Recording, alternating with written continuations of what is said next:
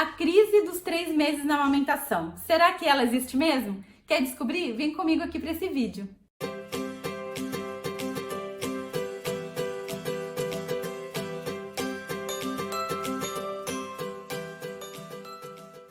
Olá, eu sou a Andressa Bortolassi do Sintonia de Mãe. Sejam bem-vindas aqui no nosso canal. Se você ainda não é inscrita, aproveita, se inscreve e não se esqueça de ativar o sininho para receber sempre as notificações quando eu postar um vídeo novo por aqui.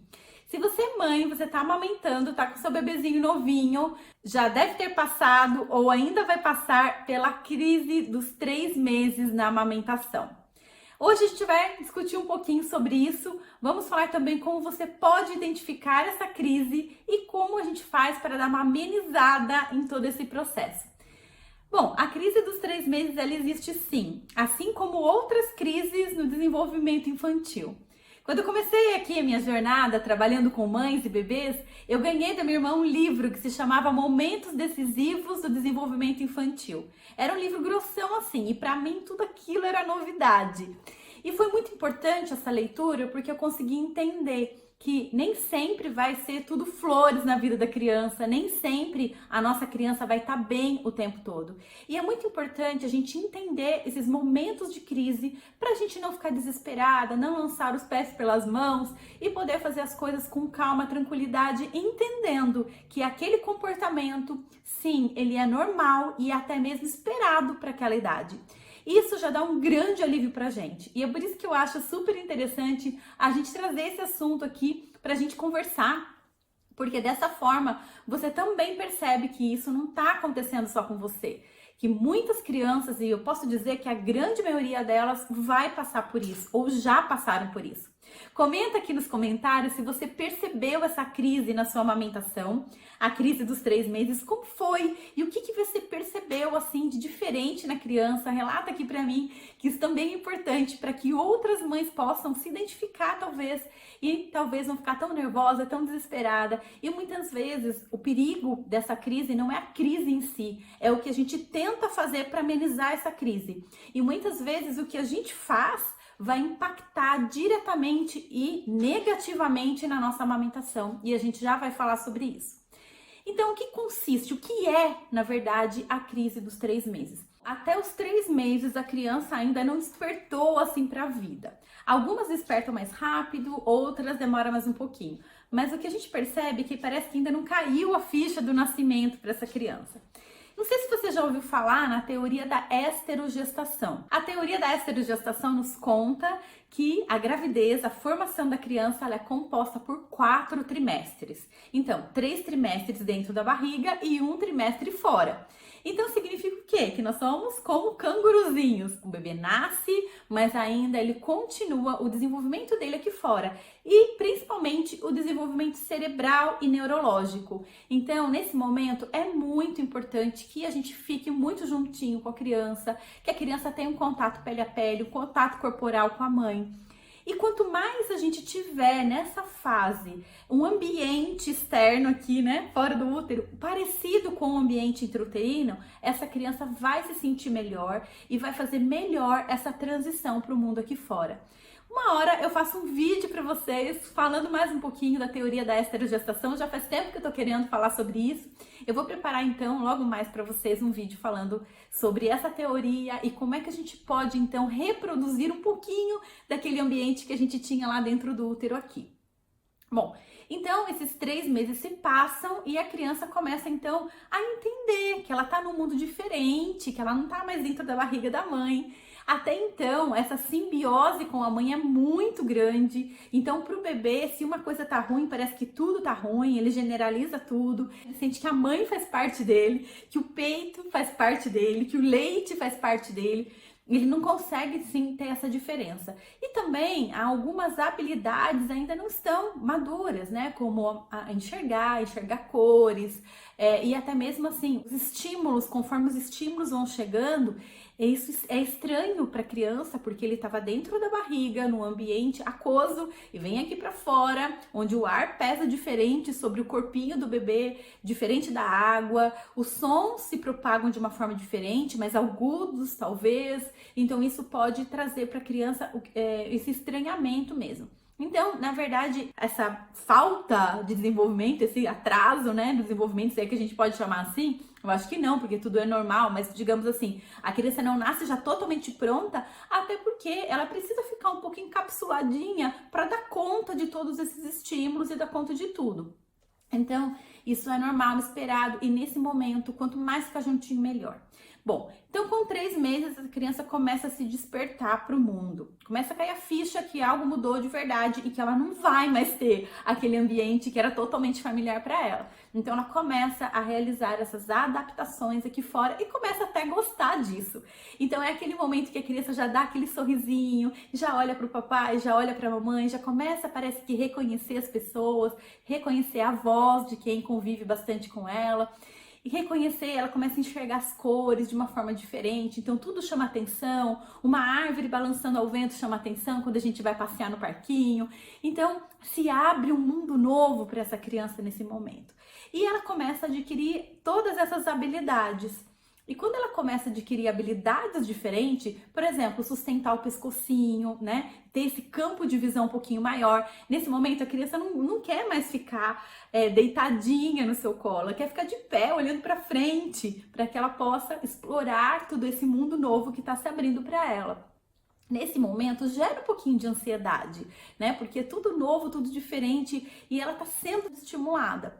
Isso pode causar um pouquinho de irritabilidade na criança. Esses são os dos sinais da crise dos 3 meses. Então, vamos falar um pouquinho dos sinais? Vamos lá.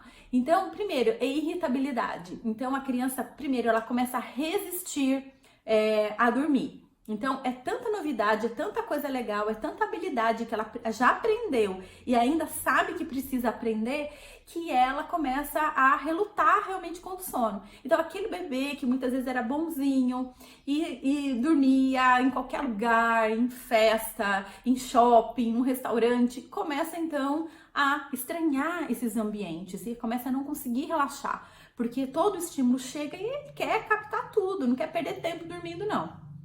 Então, essa irritabilidade acaba atrapalhando, inclusive, na amamentação. E por que isso? Porque às vezes a criança vai para o peito, ela tá em super cansaço. Isso quer dizer o quê? Já passou do ponto, né, de dormir. Eu tenho alguns vídeos aqui no canal que a gente fala das necessidades de sono da criança. Então, é importante que você dê uma olhadinha lá. Vou deixar o card para você aqui, né? A gente fala sobre o quanto a criança precisa dormir, tanto nas sonecas quanto no sono noturno, de acordo com a idade.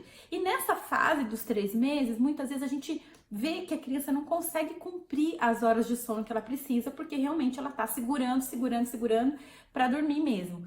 Então, é importante a gente prestar atenção e tomar muito cuidado com isso, porque isso pode interferir na amamentação. Porque quando ela vai pro peito, ela já tá cansada, com sono, passou do ponto, e aí ela vai pro peito, se irrita com o peito, se joga para trás, esfrega a carinha assim no peito, e mamar mesmo, que é bom, ela acaba não conseguindo, porque ela tá cansada, e mamar exige um certo esforço, inclusive esforço muscular. Então isso pode ser confundido pela mãe, nesse momento, como falta de leite. E ainda, coincidentemente, é o momento em que a gente começa a sentir as nossas mamas mais murchas. Por quê? Você passou pela pojadura, que foi aquela descida do leite logo depois do parto. O seu organismo começou a produzir mais leite e agora esse seu peito, essa mama e essa sua produção de leite está entrando num ajuste. Então a gente não tem mais o edema lá da pojadura, o que faz pesar o peito e a gente achar que esse peso é a quantidade de leite em abundância que a gente tem. Então já sumiu o inchaço, isso já diminui um pouco o peso da mama e também o ajuste na produção de leite, porque o organismo não vai produzir em excesso. Imagina se você ficasse pingando, vazando leite até 2 anos e meio, 3 anos, que fosse, se você decidir fazer uma amamentação prolongada. Isso seria totalmente desconfortável. Então a sua mama, ela vai voltando ao normal. Sim, quando você faz a expressão de leite, você vê que tem leite, que sai leite, mas você não vai mais sentir a sua mama cheia, entumecida. Isso só vai acontecer em raros momentos do dia, por exemplo, de madrugada, quando o bebê dorme um pouquinho mais. Isso é completamente normal. Mas muitas mães não sabem disso, então elas acham que o bebê tá vindo pro peito e não tá querendo mamar porque ela não tem leite. E principalmente no final do dia, que é um momento em que a gente tá mais cansadinha, a gente tem então a nossa mama bem murchinha, mas não é porque não tem leite, é porque simplesmente o leite não conseguiu ser armazenado, porque o bebê mamou, né, durante o dia todo. Então, a gente sempre tem que lembrar que 80% da produção de leite, ela é criada, ela é construída, é fabricado, o leite é fabricado durante a mamada, através da sucção efetiva do bebê. E é por isso que é importante, então, que o bebê faça sucções efetivas. Então, o bebê não pode ficar só no peito chupetando. Chupeitar também é importante, porque traz calma, traz aconchego, faz parte também. Mas o bebê precisa também, em alguns momentos, fazer sucção efetiva, porque é dessa forma que ele estará extraindo leite, ok?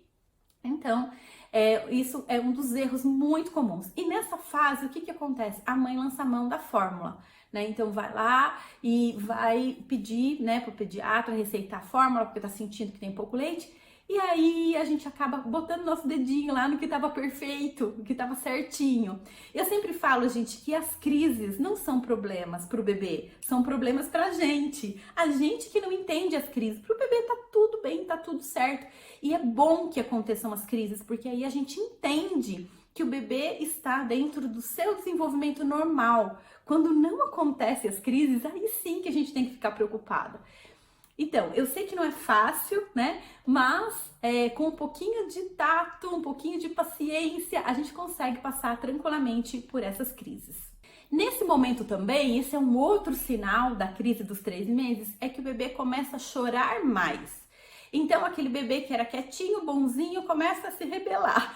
Mas por que ele faz isso? Porque agora ele sabe que chorando ele é atendido. Então, eles são muito espertinhos. Sempre quando eles têm algum desconforto, quer mudar de posição, quer mudar de ambiente, quer companhia ou qualquer outra coisa, ele vai sim colocar a boca no trombone. E aí já é a forma deles estarem se comunicando com você, se comunicando com o mundo. E se a gente olha com esses olhos, parece muito mais lindo, né? Um desenvolvimento perfeito que está acontecendo, o seu bebê está se expressando.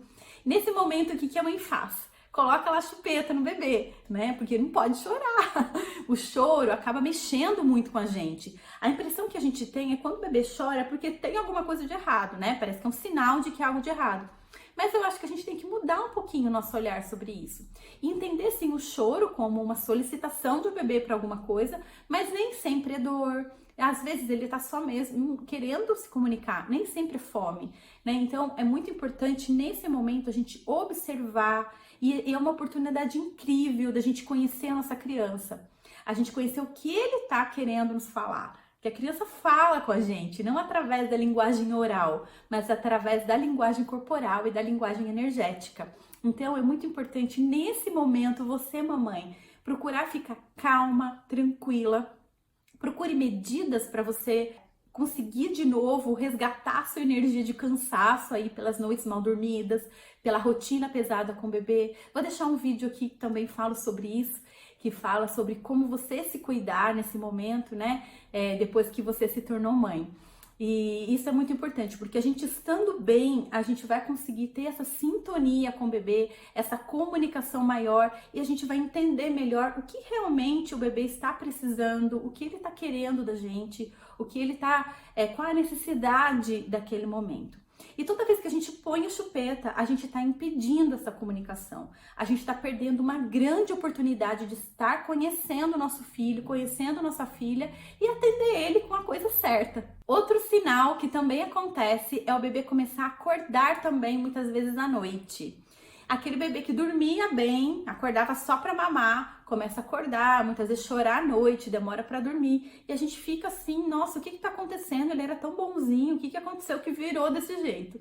Bom, e na verdade isso acontece exatamente por isso, porque ele acorda à noite, muitas vezes quer testar essas novas habilidades, né?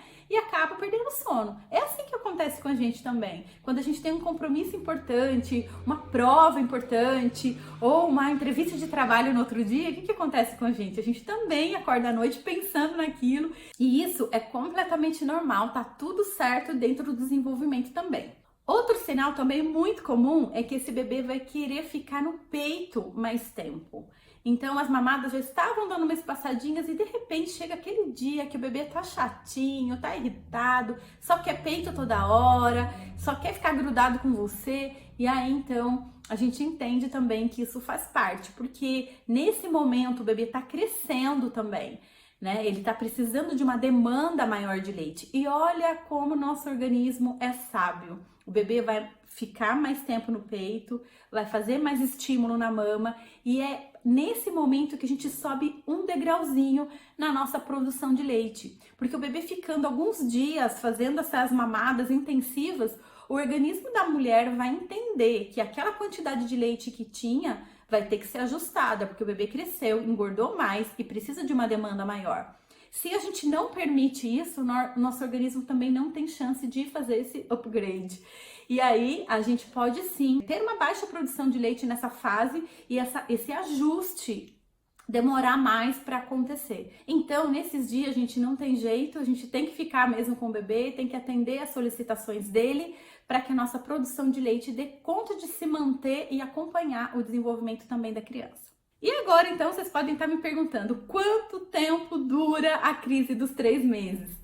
A crise dos 3 meses ela é relativa, não vai ser igualzinha para todo mundo. E às vezes até pode ser um pouquinho antes dos 3 meses, um pouquinho depois para alguns bebês. Não é exatamente quando o bebê completa 3 meses. Cada bebê é único e é diferente e por isso que é muito importante a nossa observação.